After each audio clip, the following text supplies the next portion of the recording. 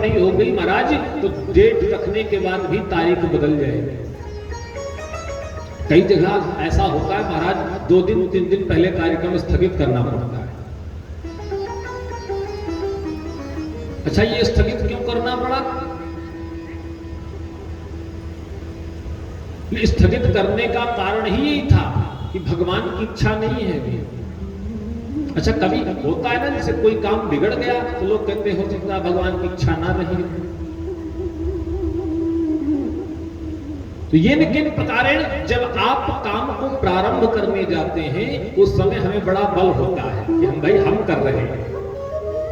लेकिन जब कार्य बिगड़ गया, जब कार्य बिगड़ गया तो हम भगवान पर दोष लगाते हैं कि हो सकता है भगवान की इच्छा भी ना रही हो। ठीक है जब होगी तब करेंगे।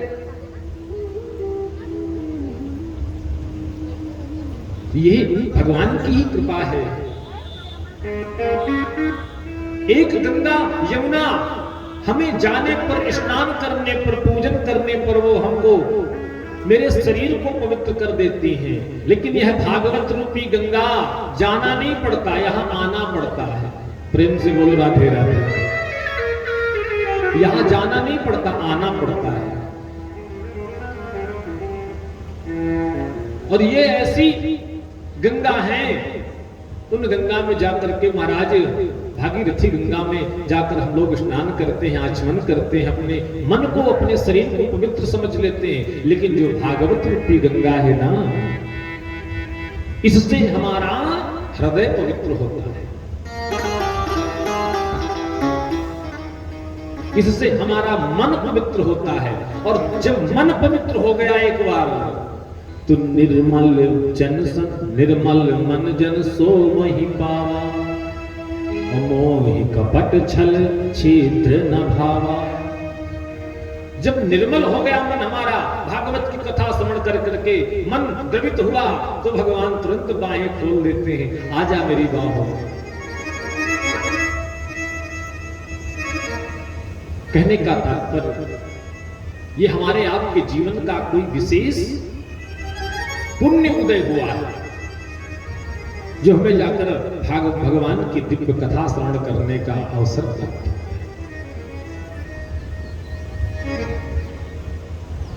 कहते हैं कि जब भगवान इस धराधाम को छोड़कर साकेत को जाने लगे द्वापर के अंत में, तो ऋषि मुनि आकर सामने खड़े हो गए कि महाराज आप तो चले जा रहे हो, आपके जाने के बाद इस संसार का क्या होगा?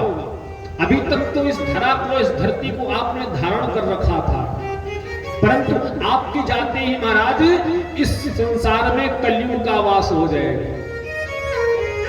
और कलयुग के कलुषित प्राणियों का कैसे कल्याण होगा? महाराज कोई तो उपाय बताते जाइए। तो भगवान ने कहा भैया हम जा तो जरूर रहे हैं, लेकिन हम अपना प्रतिनिधि छोड़ जा रहे हैं। कभी कभी होता है ना कि आपने मंत्री जी को इनवाइट किया किसी कार्यक्रम में, मंत्री जी नहीं आ पा रहे हैं तो किसी अपने व्यक्ति को भेज दिया, अपने साथी को, तो वो व्यक्ति जाकर के वहां पर अपना कार्य कर सकता है, तो उसके आने का ही वो फल माना जाता है प्रतिनिधि रूप में। भगवान चले गए, लेकिन भगवान जाने के बाद भगवान का जो प्रतिनिधि रूप वही है श्रीमद् भागवत महापुराण।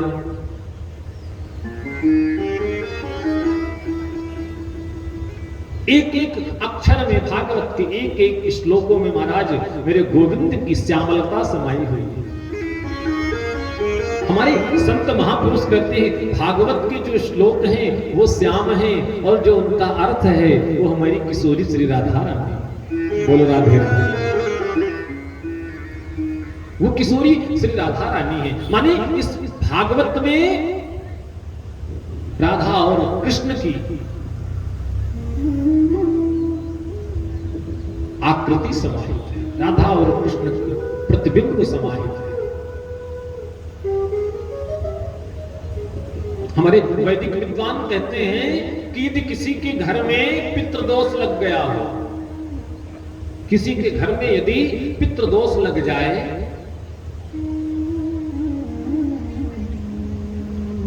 तो कहते हैं कि उसको भागवत जी का अनुष्ठान कराना चाहिए। तो किसी ने पूछा सरकार भागवत के अनुष्ठान में तो बड़ा खर्चा आता है भाई, अब इतना खर्चा व्यक्ति के पास ना हो तो कैसे करेगा? तो बोले देखो, अगर भागवत सुनने का इस तरह से व्यवस्था करने का आपके पास सामर्थ्य नहीं है तो आप एक दो ब्राह्मण को, एक दो आचार्य जी को जो ज्ञानी हो, वेद वेदांत को पढ़ने वाले हो, ऐसे विद्वानों को बुला करके भागवत के मूल का पाठ करा दें। यजमान जी 18,000 श्लोक भागवत में है, महत्व को छोड़कर।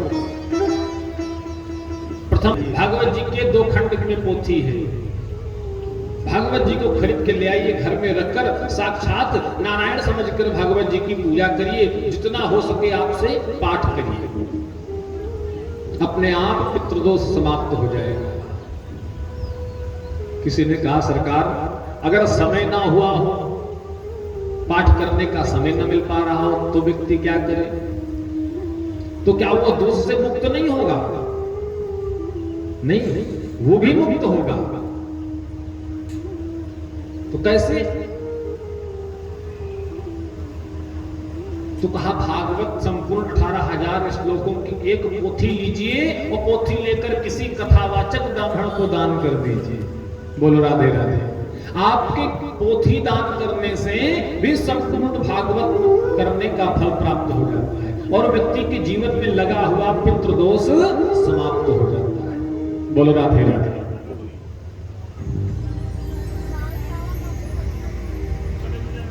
ये गोविंद की साक्षात प्रतिबिंब है भागवत स्वरूप,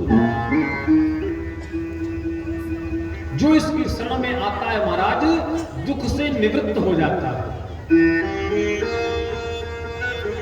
और हर व्यक्ति को प्राप्त भी नहीं होती।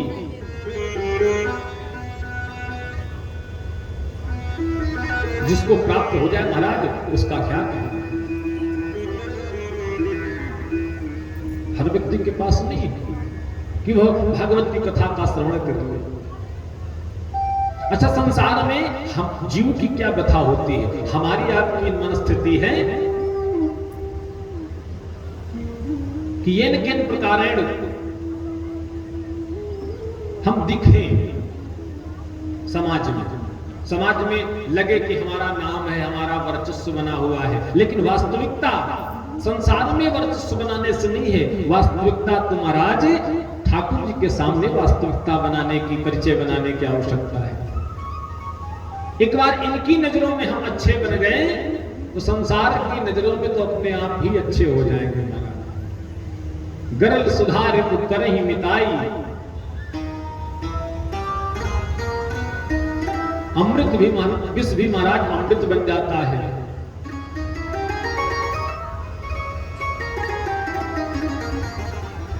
बड़ी दिव्य भागवत की कथा। आज हमारे जजमान जी के जो पूर्वज हैं, माता जी भी नहीं, माता पिता आजी बाबा कहते हैं कि वो यहाँ शरीर छूट जाता है लेकिन वहां जाकर उनका वास होता है। वो आपको देखते रहते हैं हमारे परिवार में बच्चे क्या कर रहे हैं। जैसे हम पितृपक्ष में जल देते हैं पितरों को, तो जल इसी निमित्त तो देते हैं कि हमारे पितरों को जल प्राप्त हो। हम पिंडदान करते हैं, ब्राह्मण देवता जो कराते हैं वो खीर के बना करके लड्डू, कई खोया के बना करके, जैसी जिसका सामर्थ्य, गोल गोल बना करके भोग लगाते हैं। ये भोग उन्हीं के निमित्त तो है। अगर उनकी वास्तविकता वहां पर ना हो तो वेद वेदांतों ने जो यह नियम बनाया है जल देने का, क्यों बनाते हैं? यहां से समाप्त हो जाता है तो वहां जल देने की व्यवस्था तो हर वर्ष, लेकिन नहीं, शरीर छूट जाता है लेकिन आत्मा, ईश्वर अंश जीव अविनाशी होती है आत्मा, ये कभी समाप्त नहीं होती। यहां से वहां चले जाएंगे, वहां से दूसरी जगह, लेकिन समाप्त नहीं होती। आज साकेत में स्वर्ग में बैठे आपके पितर, आपके पितृ देवता सब अपने भाग्य की भूरी भूरी प्रशंसा कर रहे होंगे कि देखो हमारे कुल में, हमारे वंश में एक ऐसा पुत्र जन्मा है जिसने भागवत की कथा का रसपान किया और अपना स्वयं किया, दूसरों को भी कराया। और देखो आप भागवत कथा श्रवण जब करते ना तो हमारे जो पितृ होते हैं उनको मोक्ष प्राप्त हो जाता है। इसलिए जो व्यक्ति गया पिंडदान करके भागवत सुन लेता है उसको हर वर्ष पिंडदान जल देने की आवश्यकता नहीं होती। जो घर में श्राद्ध होता है वो खत्म हो जाता है, श्राद्ध की महिमा वहां से खत्म हो गई, क्योंकि हमने दिया जल, वो भागवत से संतुष्ट हुए, अब वो ईश्वर के अंश थे, ईश्वर में ही समाहित हो गए, अब हम निवृत्त हो गए।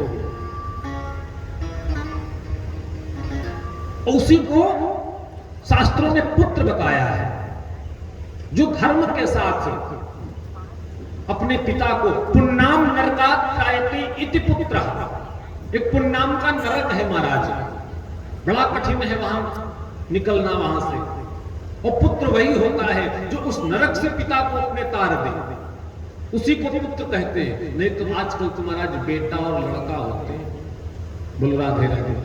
अच्छा बेटा लड़का पुत्र में क्या फर्क है? हमारे संत कहते हैं महाराज बेटा तो वो है जो दिन भर बंटवारे की बात करे, हमारा कहाँ है, तुम्हारा कहाँ है, भैया जी का कहाँ है, छोटे भाई का कहाँ है, वो बेटा होता है। लड़का महाराज जो माता पिता से खूब लड़े, वही लड़का। लेकिन पुत्र के लिए कोई नहीं। पुण्णाम नरकात् त्रायते इति पुत्रः, जो नरक से अपने पिता को तार दे वही तो पुत्र है। आज स्वर्ग में बैठे पितृ आपके अपने भाग्य की भूरी भूरी प्रशंसा कर रहे होंगे कि देखो हमारे कुल में कोई ऐसा व्यक्ति जन्मा है कि जिसने भागवत की कथा श्रवण करके हम सबको संतुष्ट किया है।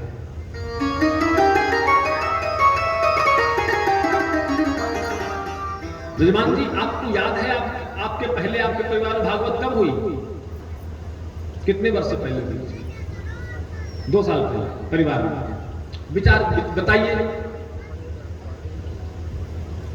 ये पितृ आपने तो पहली बार किया ना जीवन में अपने, तो ये पितरों की कृपा है। आपके द्वारा किए गए जो आपके कुल के पितृ होंगे, आपके साइड के, आपकी पत्नी के साइड के,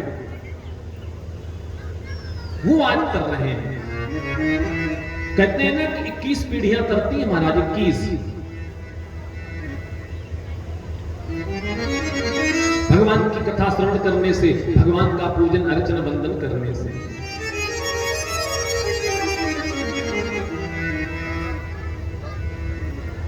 बड़ी सौभाग्य का समय हम सबके बीच जो भगवान ने यह दिव्य अवसर हम सबको प्रदान किया, क्योंकि जीवन में महाराज सब कुछ हम पा लेते हैं, धन दौलत, मान सम्मान, यश कीर्ति, सुंदरता, हमारे पास परमात्मा की दया से अथवा अपनी मेहनत से हम सब कुछ संसार में प्राप्त कर लेते हैं। लेकिन वास्तव में प्राप्त करने की चीज तो भगवान का नाम है, भगवान की भक्ति है। हमारे गोविंद के चरणों में हमारा मन लग जाए, गोविंद के चरणों में प्रेम हो जाए, यही तो जीवन की सार्थकता है, यही तो जीवन का सार होता है।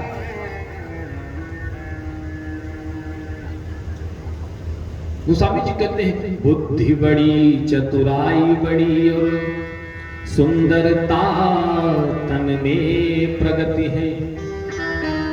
भैया बड़े बुद्धिमान हैं, गांव में क्षेत्र में चर्चा चलती, भाई बड़े बुद्धिमान व्यक्ति हैं।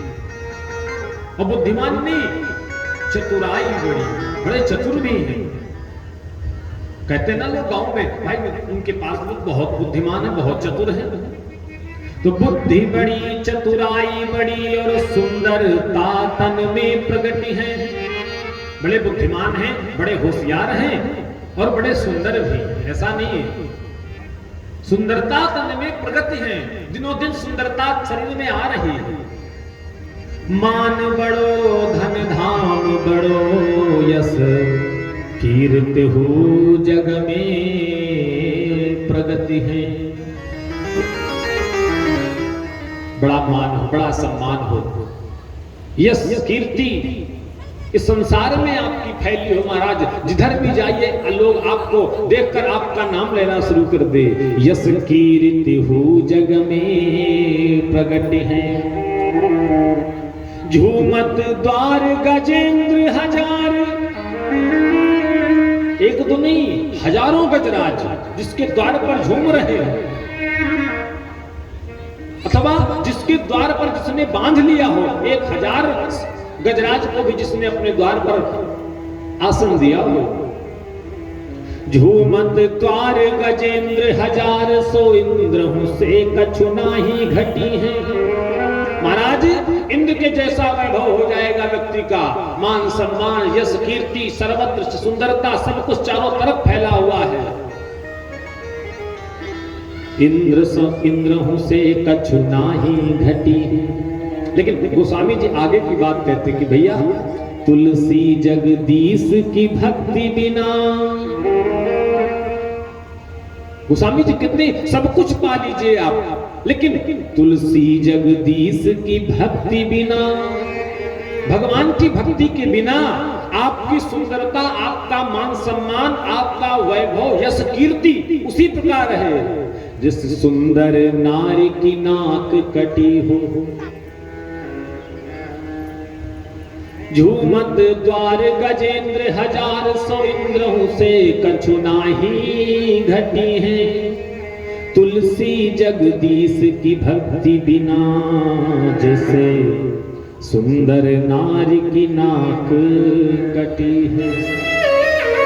व्यक्ति जीवन में वैसा हो जाता है जैसे किसी सुंदर स्त्री को सब कुछ, सारे वस्त्र आभूषण सब कुछ पहना दीजिए और पहना करके उसकी नाक काट लो और पूछो कि भैया कैसी लग रही है, माने उसकी सारी सुंदरता चौपट हो जाएगी।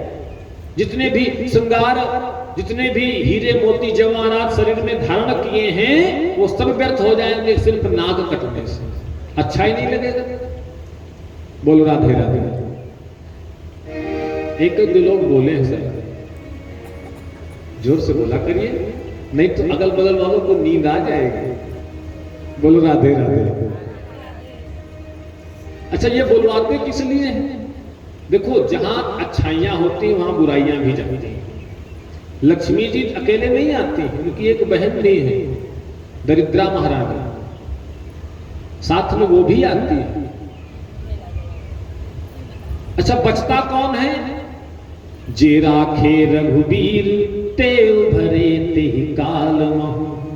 जिस पर भगवान की कृपा हो, जो भगवान का भक्त है वही बच सकता है। उसी के पास लक्ष्मी जी दरिद्रा महारानी आएंगी, लक्ष्मी जी तो टिक जाएंगे, दरिद्रा महारानी नहीं रुकने पाएंगे। आप भागवत की कथा में बैठे हो, मन आपका प्रसन्न हो रहा होगा, मन निर्मल हो रहा है, लेकिन दरिद्रा महारानी बीच बीच में जमुहाई देने लगती, नींद आने लगती। अच्छा इसीलिए बीच बीच में राधे राधे जय श्री कृष्ण 2 बार बोल देंगे तो बगल वाला सोने नहीं पाएगा। और ये आप लोगों की जिम्मेदारी है कि बगल वाला सोने ना पाए। हम तो देख ही रहे कौन सो रहा कौन जग रहा, लेकिन बहुत अच्छे आप लोग सुन रहे हैं।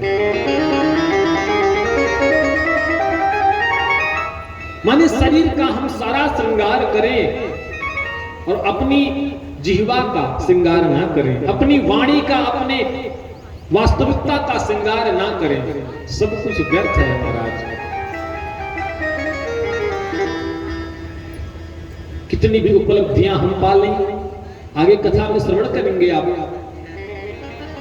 कि महर्षि वेदव्यास जी ने 1-2 नहीं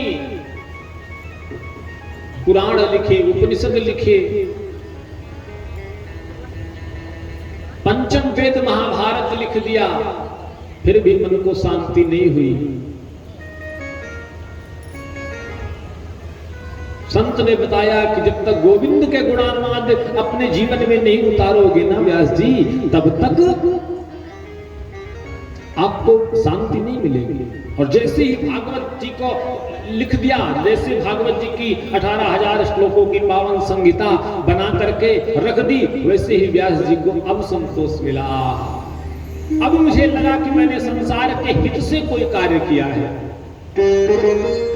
जीवन में हम सब कुछ पा लें, लेकिन उसके साथ भगवान की भक्ति आवश्यक है।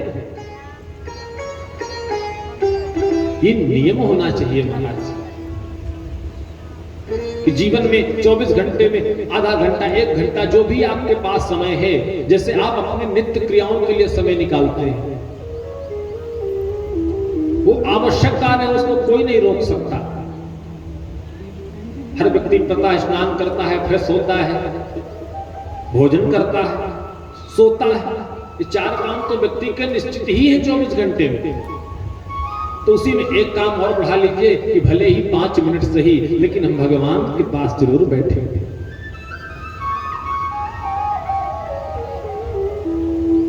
महाराज सब कुछ तो वही दे रहे हैं, हमारी सारी व्यवस्थाएं तो वही कर रहे हैं, हम उनके लिए 5 मिनट भी नहीं दे सकते। ये तो अन्याय होता है महाराज। कभी कभी मन में विचार करिए,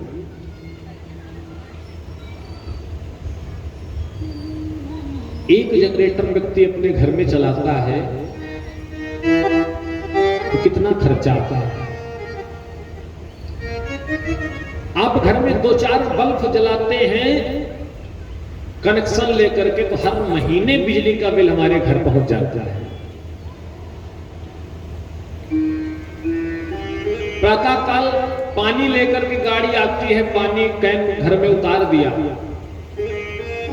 प्रतिदिन पैसा लेके जाता है। जैसा भी व्यवस्था हो प्रतिदिन या मासिक, विचार करिए, सूर्य भगवान ऐसा बल्ब जला रहे हैं, सूर्य भगवान ऐसा बल्ब जला रहे हैं, ऐसी रोशनी दे रहे हैं, किसी ने चार्ज दिया आज दिन तक? या फिर उन्होंने मांगा हो कि भैया हम आपको उजाले में रखते हैं, आप हमें भी चार्ज दीजिए? नहीं। नदियों में इतना जल बह रहा है, फिर भी बोतल में जल बिक रहा है हमारा। अब बोतल का खरीदोगे, गाड़ी में बैठे बैठे खरीदोगे तो 20 रुपया देना पड़ेगा। और किसी नदी में चले जाइए और जितना इच्छा हो उतना पीजिए, जितना इच्छा हो उतना स्नान करिए, जितना इच्छा हो अपने घर भी लाइए, लेकिन कहीं भी आपको 1 रुपये का शुल्क नहीं देना पड़ेगा। क्यों नहीं देना पड़ेगा? भैया ये व्यवस्था सब मेरे नारायण की है, उनको शुल्क नहीं देंगे हम लोग, दे पाएंगे ना वो लेंगे, उनका तो फर्ज है यही, उनका तो कर्म है यही। ब्रह्मा विष्णु महेश 3 रूप से बटे हैं, तीनों अपने अपने कर्म में अग्रसर हैं। कर्म से पीछे कौन है महाराज? हम आप। भगवान तो अपना कार्य पूरा कर रहे हैं, कर्म से पीछे तो हम ही आप हैं, हम ही उनकी तरफ नहीं जा पा रहे हैं। विचार करिए कि एक बल्ब जलाने से आपको बिजली का बिल देना पड़ता है, सूर्य भगवान इतना उजाला आपको देते हैं, लेकिन क्या आप ईमानदारी से बताइए कि प्रतिदिन सूर्य भगवान को 1 लोटा जल देते हैं?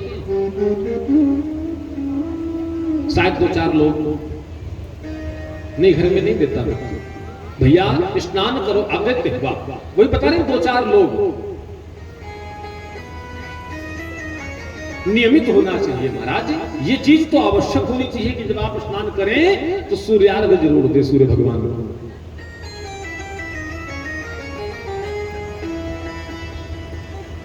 इस कलिकाल में 3 ही देवता ऐसे हैं जिनका हम प्रत्यक्ष दर्शन कर सकते हैं और प्रत्यक्ष देख सकते हैं, स्पर्श कर सकते हैं।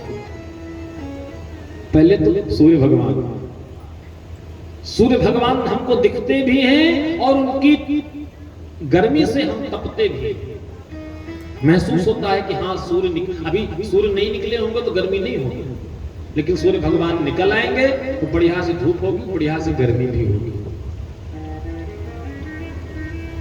दूसरे हैं गंगा महारानी सुरसरी,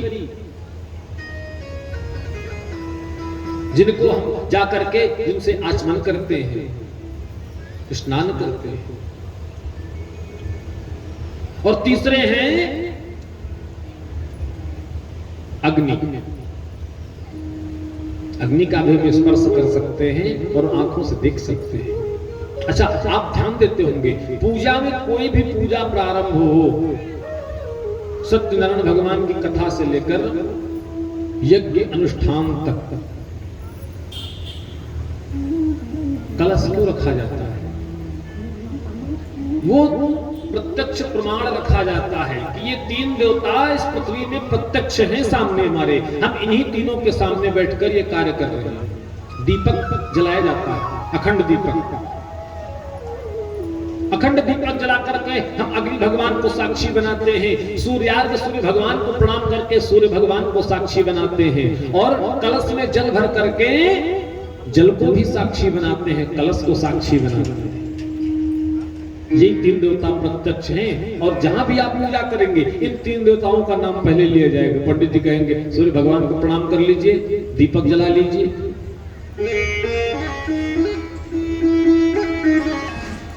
तो इन तीन देवता प्रत्यक्ष हैं, इन्हीं का हम स्पर्श कर सकते हैं, इन्हीं को पा सकते हैं। तो महाराज प्रत्यक्ष देवता हमको दिख रहे हैं, फिर भी हमारा मन नहीं लग रहा है, फिर भी हम एक लोटा जल ही नहीं दे पाते। नहीं, ऐसा नहीं होना चाहिए ना। बोलो राधे राधे। कहने का तात्पर्य जीवन में जो समय मिले उस समय का हम आप इतना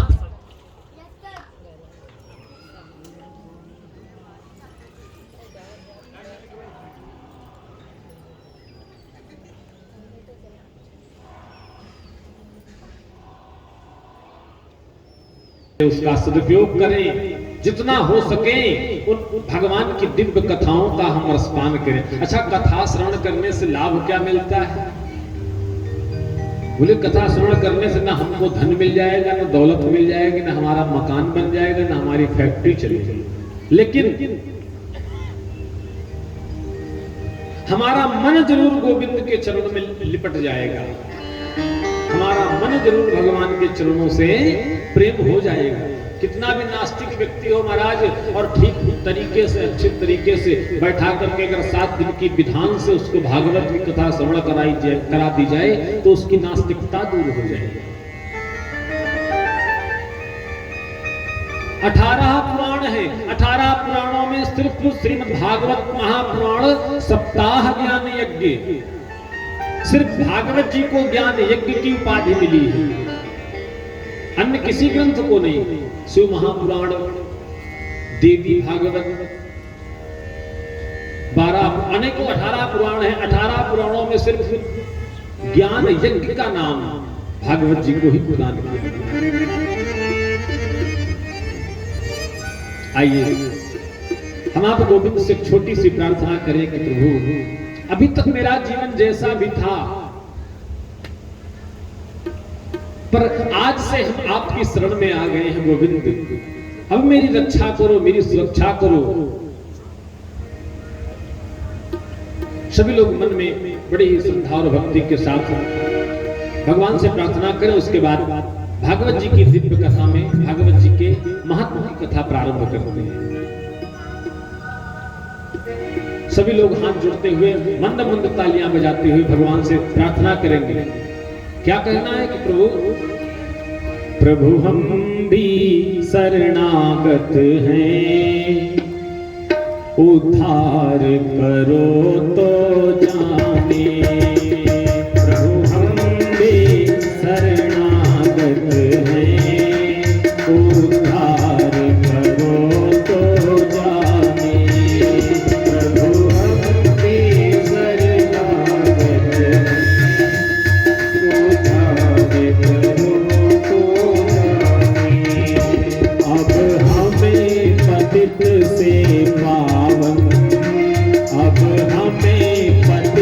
से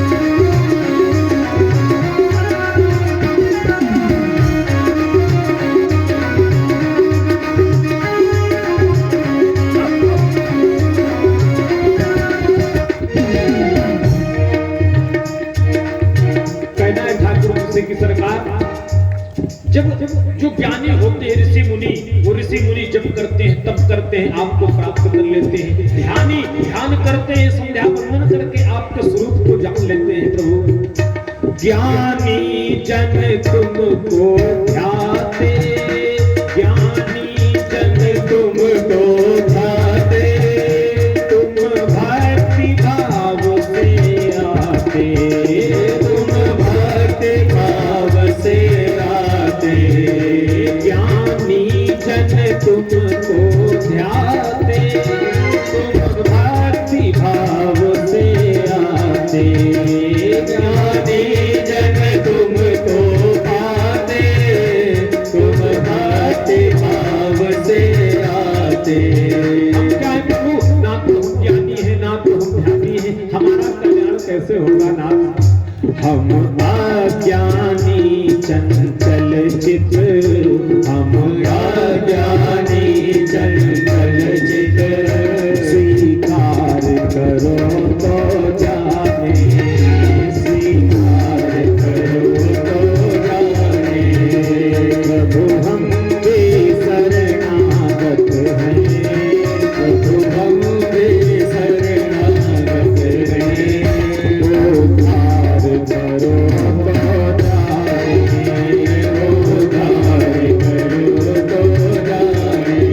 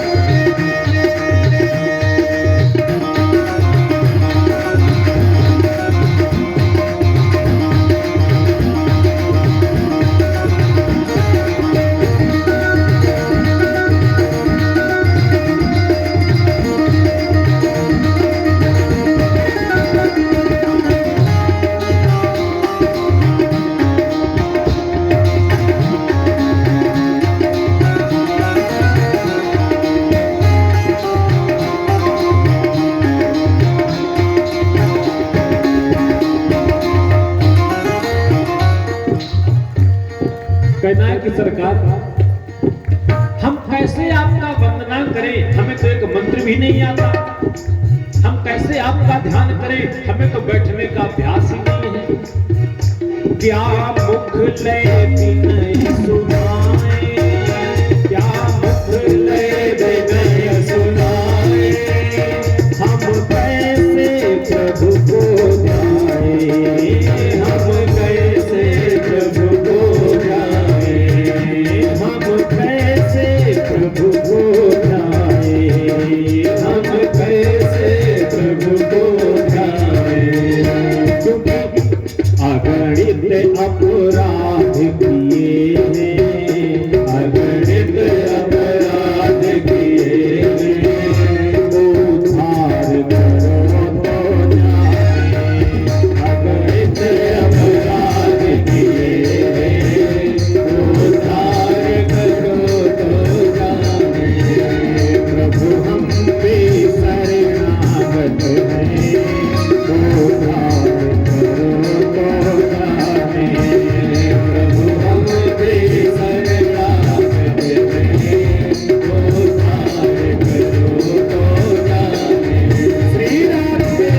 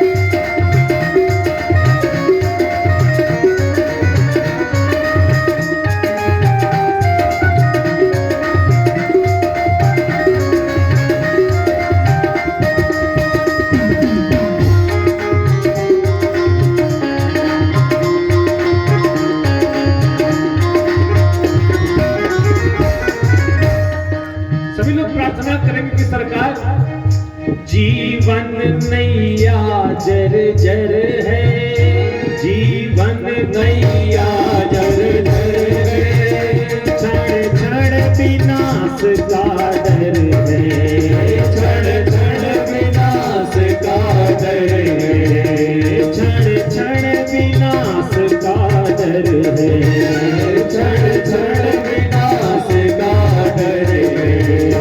मुझ जैसे एक पथिक को, मुझ जैसे एक पथिक को भव पार करो तो जाने, भव पार करो तो जाने।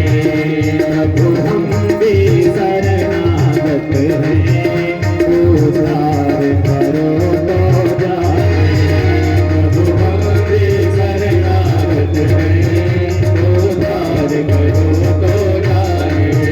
अब हमें पतित से पावने, अब हमें पतित से पावने, सरकार करो तो जाने, सरकार करो तो जाने, सरकार करो तो जाने, सरकार करो तो जाने।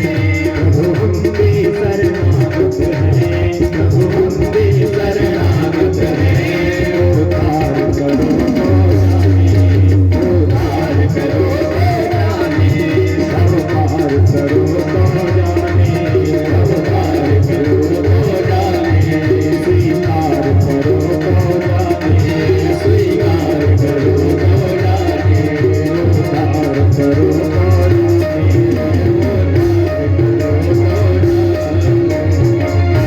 बोले वृंदावन बिहारी लाल की जय हो, भागवत महापुराण की जय हो।